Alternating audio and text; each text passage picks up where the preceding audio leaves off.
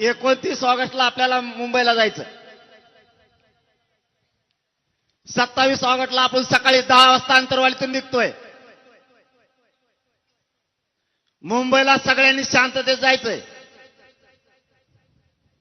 आरक्षण घेऊन येताना शांततेत आपण आपल्या घरी यायचं. माझ्या समाजाचे खाली मान होईल असं एकही पाऊल मराठ्यांच्या पोरांनी उचलायचं नाही. कोणी दगडफेक करायची नाही, कोणी जाळपोळ करायची नाही. त्यांनी षडयंत्र शिजायला सुरू केलंय. मराठ्याला मुंबईत येऊ द्यायचं नाही. अशा मीडियातून बातम्यात. मुंबईत जायचं. त्यांनी किती प्रयत्न करू द्या, मुंबईत मराठ्यांनी घुसायचं आणि गणपती बाप्पा घेऊनच घुसायचं.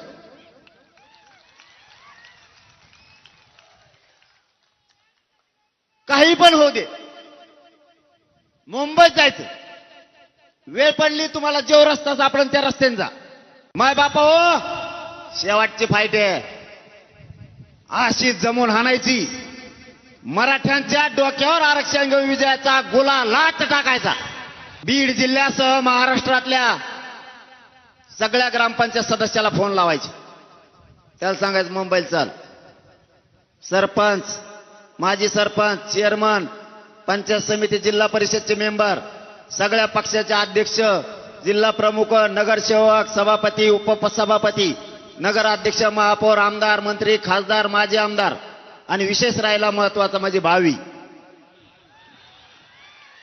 आमदार, भावी खासदार, मेंबर, भावी अर्धे तर मला सोडून गेले. ते आपल्या पुढे जाणार आहेत. सगळ्यांना सांगा मुंबईला चल. आपल्या शेजारी जरी कोणी जाळपोळ केली, दगडफेक केली, एकाने सुद्धा पळायचं नाही. त्याला उचलायचं आणि पोलिसाच्या गाडीत फेकायचं. जाळपोळ दगडफेक करणारी ती आपल्या संग आलेली पैदास नाही, हे लक्षात ठेवा. सरकारने षडयंत्र करून ते लोक आपल्यात घातलेत. वेळ पडली तर त्यांना आपल्या घोषणा द्यायला लावतील.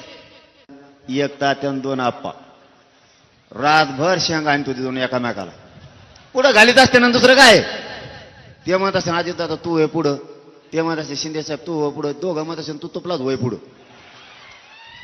आम्ही पुढं होत नाही, मागं होत नाही, तुपला उद्योग तू बघा. आता मुख्यमंत्री तू हे म्हणलं त्या लोकांवर ढकलायचं सवय. ते चालतं चालतं कोपरानं आणतं दुसऱ्याला. सगळ्या मराठ्याच्या नेत्याचं वाटोळं करून टाकलं त्यांनी.